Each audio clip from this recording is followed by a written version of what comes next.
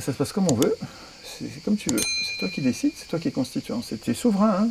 Quand tu es constituant, tu apprends à faire de la politique en étant l'employeur, en étant le souverain, celui qui décide. Donc tu apprends à faire de la politique au plus haut niveau, alors que toutes nos réunions politiques, elles sont souvent dans un cadre terrible. Elles sont tout le temps dans un cadre terrible. C'est-à-dire qu'on a nos réunions politiques, mais ça débouchera sur rien, puisqu'on n'a pas le pouvoir et on ne l'aura jamais. On est en train de réfléchir aux lois que nous voudrions. Et ce n'est pas nous qui écrivons la loi. Donc nos réunions politiques habituelles, elles sont désespérantes. Elles ne donnent pas envie parce qu'on se rend bien compte que ça ne changera rien. Alors que dans les ateliers constituants, mais on sent tout de suite que si tout le monde s'y met, ça va tout changer. Hein. Et là, ça va tout changer parce qu'on est en train d'apprendre à instituer nous-mêmes la puissance qui nous manque. À instituer nous-mêmes notre puissance. Et donc, tu me demandes comment on fait, mais c'est pas à moi de décider.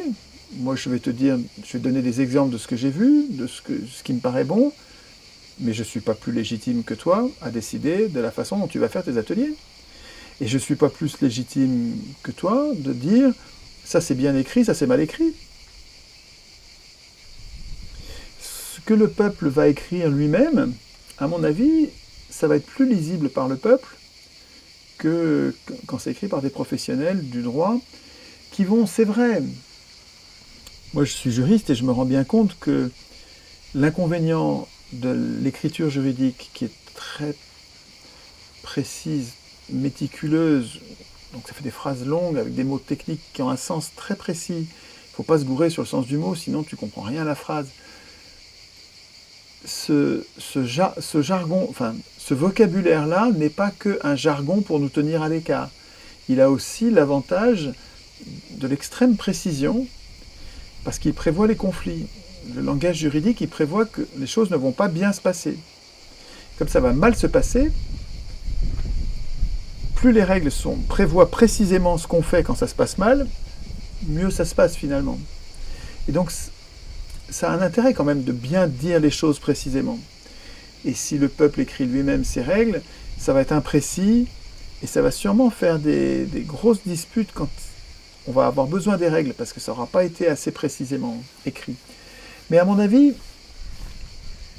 des conseillers juridiques vont nous aider correctement à rédiger de façon précise, en nous expliquant pourquoi il faut que ce soit précis.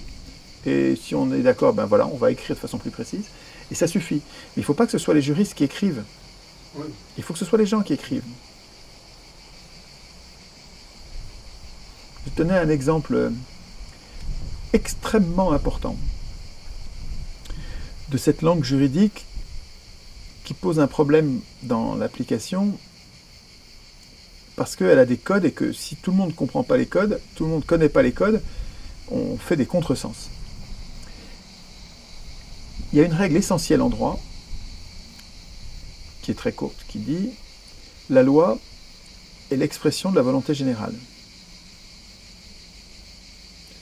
C'est super important. Là-dessus se fonde la légitimité de la police, de l'armée, des juges, des prisons. Nous consentons à aller en prison si nous avons un comportement contraire à la loi, parce que c'est vrai que si la loi est l'expression de la volonté générale, bon allez, j'accepte. Nous acceptons des choses terribles sur le fondement de cette règle, la loi est l'expression de la volonté générale. Mais c'est du droit, et quand en droit on dit la loi est l'expression de la volonté générale, c'est l'indicatif. Et l'indicatif en droit, ça vaut impératif. Quand on dit en droit la loi est l'expression de la volonté générale, ça veut dire dans le langage de tout le monde, la loi doit être l'expression de la volonté générale. Mais ça ne dit pas du tout la même chose. Si tu prends les deux phrases dans le langage courant, la loi est l'expression de la volonté générale, ça veut dire que tu n'as rien à dire. Quand c'est la loi, tu te tais. Ça veut dire qu'il n'y a pas de loi scélérate. Ça veut dire la loi, c'est ce qui est le bien. C'est pas ça que dit. le droit. Le droit dit la loi est l'expression de la volonté générale, c'est-à-dire la loi doit être l'expression de la volonté générale, c'est-à-dire que les parlementaires n'en font pas qu'à leur tête. Les parlementaires doivent être le reflet fidèle de notre volonté à nous. Donc quand en 2008, ils nous imposent par voie parlementaire ce qu'on avait refusé par voie référendaire, ils violent mais très fondamentalement leur mission. Parce que la loi devrait être l'expression de la volonté générale, et comme ils trichent, comme ils mentent, comme ils violent, ils font que la loi est le contraire de la volonté générale. Mais tu vois comme il faut une culture juridique pour savoir que, en droit, l'indicatif vaut impératif. Et ça change tout. Quand on dit la loi est l'expression de la volonté générale en droit,